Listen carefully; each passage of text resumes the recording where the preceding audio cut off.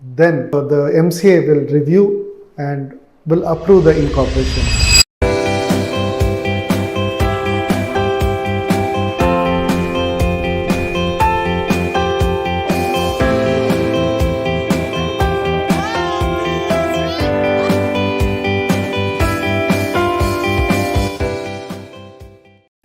Hi everyone, this is Mani here from ADL Consulting. Are you a foreign company looking to expand into India?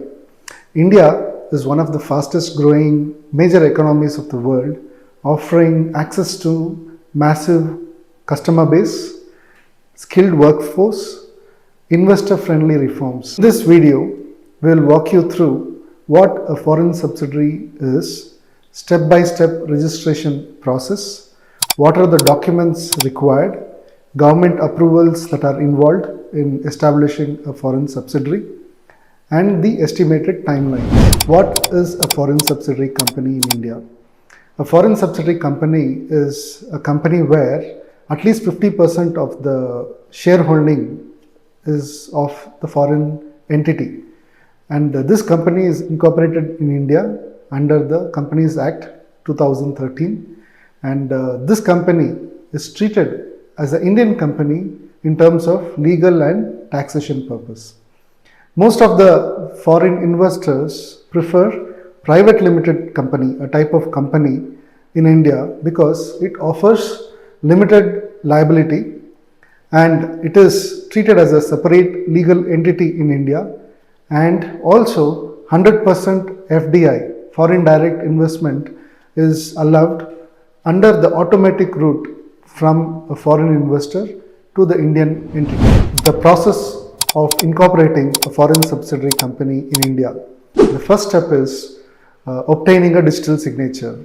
The application to register a company in India is done online, and the directors who are signing the application must submit online, and because of which they are required to have a digital signature. And it doesn't require all the directors to have DSC. At least one of the director who is a resident director in India, they have a DSC.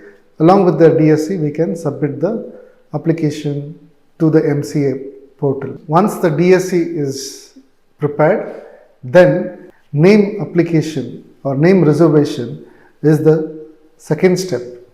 So the foreign company will prepare a board resolution and NOC stating that they don't have any issue in incorporating a company in India. And this document, board resolution and NOC, along with the proposed name, will be apostilled and notarized. And this, with the notarized and apostilled board resolution and NOC, we apply for a name reservation in the Ministry of Corporate Affairs. And this name should be unique. Right? There should not be any identical names in India for a company, and this name should not have any conflict with the existing trademark in India. And not only this, they should also follow guidelines issued by the MCA. And once the proposed name along with the objectives of the company, the name is applied, it will take about 3 to 5 days for the department to verify, check whether the name is unique and it is as per the guidelines. Then they'll approve the name. We will get a name approval letter. Second step. Once we get the name approval letter, then we have to start drafting the documents, the constitution of the company. And what are the documents?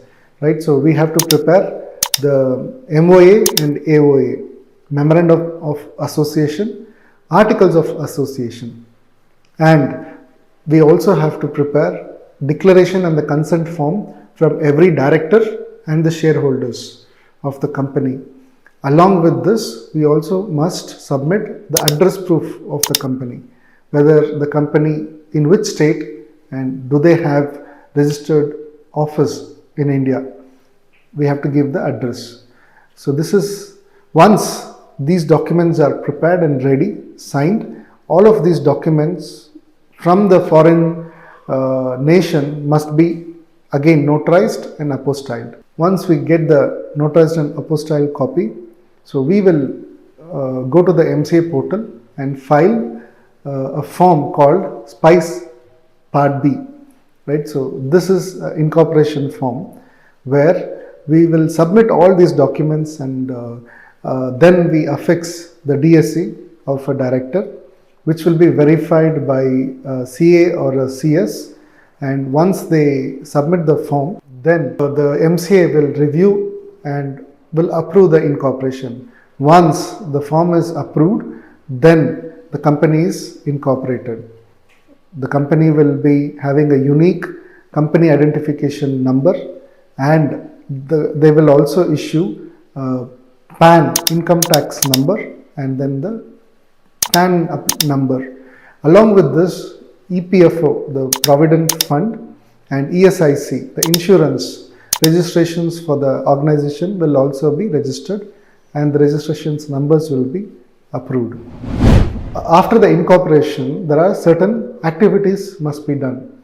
The first thing is we have to open a bank account in the company's name, and then as per the shareholding pattern of the subsidiary company, the foreign company and the foreign investor will transfer the money to the Indian bank account, and then once the amount is credited to the bank will give a confirmation letter, and along with this we have to submit the forms to the RBI under FEMA regulations, right? So there is foreign exchange regulations, so we have to declare, report to the RBI, and once that is done, then the share certificate will be issued. Once the share certificate is issued, then there is appointment of auditor will be done.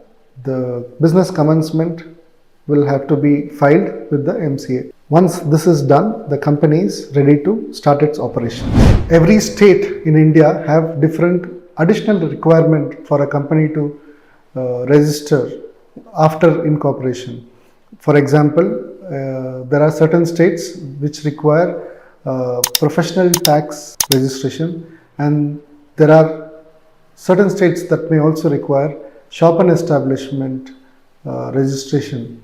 So if a company is incorporated within the 30th day of incorporation, they must also register into the professional tax and shop and establishment.